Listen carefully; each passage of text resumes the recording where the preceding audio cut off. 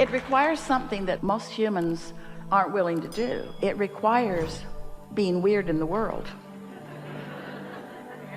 It requires not looking at things quite the way others do, which means it's a good idea to just keep your mouth shut about it. In other words, you don't need to be blabbing all over the place. I see things differently. I see where they're going, not where they are. And I appreciate where they are because that's what carved the path about where they're going. But I'd rather look to where they're going rather than where they are, because there are a lot of people that will criticize you for not being realistic. And we get that too. We don't want you to look at something and call it something different than it is. That makes you and everybody else nuts. We just don't want you to look at the things that you don't want to see. Don't perpetuate it for them or for you. And a lot of people say that's not realistic. The doctors gave him this label, and there's something about him that liked that because he couldn't explain it, and so to be given a label somehow gives you a license to be this abnormality. Labels and diagnoses are snapshots in time that is moving. Snapshots in creation that is becoming. Snapshots in individual and collective evolution. So if you just keep taking the picture, click, click, click, click, click, click, click, click, click, click, click, click, click, click, click, click, click. What are you doing? Facing reality. Click, click, click, click, click, click, click, click, click. Then you just keep recreating the same thing over and over. It's new. It's just the same, but it's new. It's just the same, but it's new. It's just the same. It's new. You know that 10 pounds you've lost over and over and over and over again? It's like that. Or rather than click, click, click, click, click, click, click, you can feel the discomfort in that, and every now and again you can get off that subject and on some other subject, maybe through meditation, and you can get a glimpse of something, and you will find a daydream in time. And if the daydream feels good, you could follow it. But what does human nature say? I'm just making that up while my brother has schizophrenia. And your society says, you're not supposed to make things up. Help your schizophrenic brother. And we say, how are you going to help your schizophrenic brother? Click, click, click, click, click, click, click, click, label, label, label, label, click, click, click, click, label, label, label, label, click, click, click, click. Ow, ow, ow, ow, ow, ow, ow, ow, ow, ow, ow, ow. You have options. You have options. And when you really remember that your non-resisted thought is so powerful that it influences things, then everybody's bipolar, because every subject is wanted in the other end of the stick.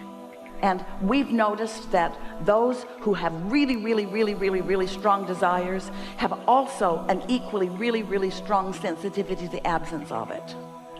And in a world that's trying to get you to fix things, it's the most normal thing in your human world to be focused on the end of the stick that you don't want, because humans have convinced each other that the way you fix something that you don't want is by getting after the end of the stick that you don't want.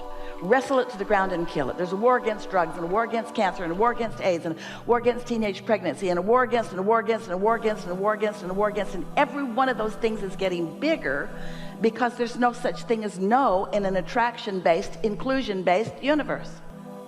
It doesn't go away. But in the meantime, look what's going on. The well-being is so much more pervasive. How can you not notice that?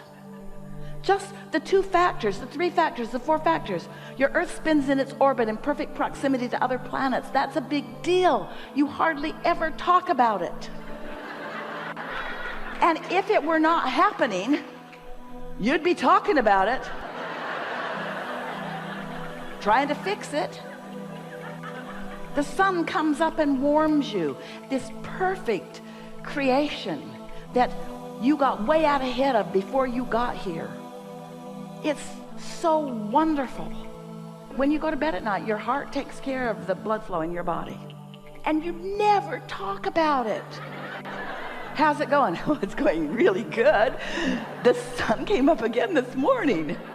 And people would look at you like, are you crazy? Why would you be focusing on that? Because it matters a lot.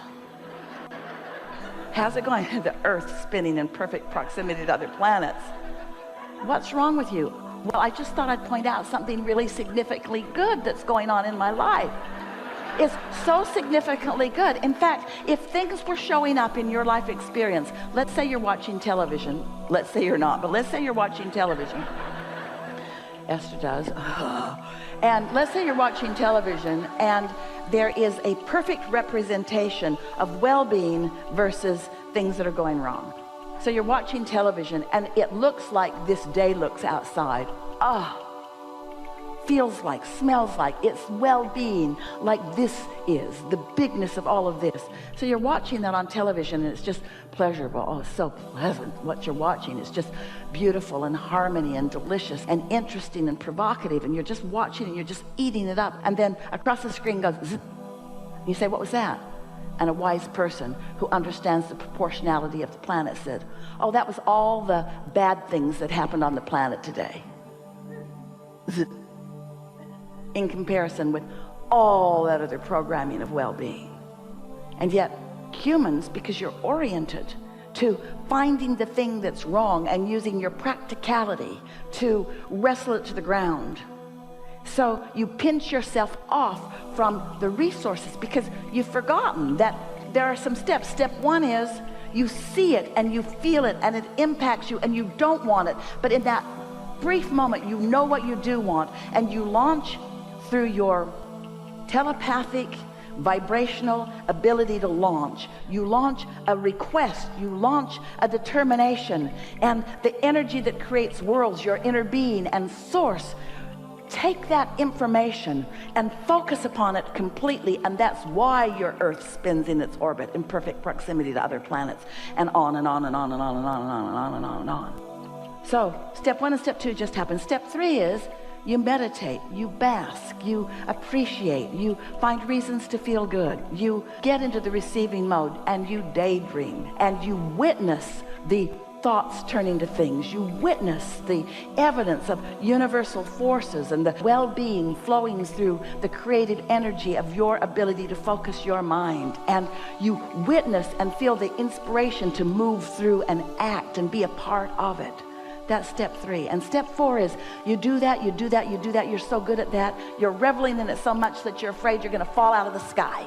You're loving it so much that the idea of not doing that is unbelievably unbelievable. You just can't even bear the thought of not continuing to be this creative genius that you were born to be and that you are. And then step five is something that you saw coming and you didn't change your thought. You just acknowledged it and tried to compensate with your action, and then it kept coming and it kept coming and it kept coming and it got right up really close to you. And instead of saying, oh yeah, I saw that coming, this is all for my good, this is part of the questions that I've been asking, this is part of what I want to know about being the creator, this rascal in my life is there to assist me in really getting control of my own resources, in really finding the power of my own mind, in rediscovering again and again the power of collective consciousness and the power of being one with my inner being and the power of worthiness and the power of well-being. That's what this is all about. This isn't about punishment or badness, me or them. This isn't about things going wrong, like falling out of the sky or the Earth not spinning in its orbit. It's not about any of that. This is about me getting clear about how this works, which is what I was born to be and do and experience. And so it's all so good. It's all so good. That's step five, appreciating the contrast for what it means. Because without it, I could not have launched that rocket of desire. Without the contrast, which I think I don't want, there could be no expansion and no evolution, which there must be, because that's what eternity is. We continue to be, which means we have to continue to decide. And once we've decided, we must continue to focus upon what we've decided. And if we don't focus upon what we've decided, future generations will live it, but we could too. We could focus on what we've decided if we could trust the power of our ability to decide. If we could believe that we are worthy enough to decide, that we were put here to decide, that deciding is what we do, and that we get to choose, and that the choices are many, and that we can feel when we choose what the source within us is choosing. Life is supposed to be fun. We are supposed to be satisfied and fulfilled. And when someone isn't, they get schizophrenic. When someone isn't, they get bipolar. In other words, when things are not going the way you innately know they should be, you go a little nuts. And we understand that. But it doesn't mean that things have gone permanently wrong. It just means that in this moment you've got some split energy, and you can get really good at doing something about that, can't you? You can get really good at doing something about that. You could get out ahead of it by meditating, and then not very much would go wonky in this day. You could get out ahead of it by deciding to daydream. You could not be out ahead of it, feel something go a little off, and do what you said. You could pivot. You could give your attention to something that you prefer instead. You can mold the clay. You can get as far away from your connection as you want. You will always come back to it. You will always come back to it. You will never really fall out of the sky. You will never leave the fullness of who you are. The eternal nature of who you are is yours eternally, you see. Oh, but we like it when you say, I like life so much, I cannot bear the idea of not being here. Not because I'm afraid to not be here, but because I like being here so much. We're really enjoying this conversation. Much more clarity to come. You are contributing through your thoughts. Do you know that?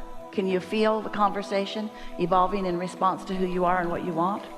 This is a really good time. In fact, it's over time for a segment of refreshment. Thank you.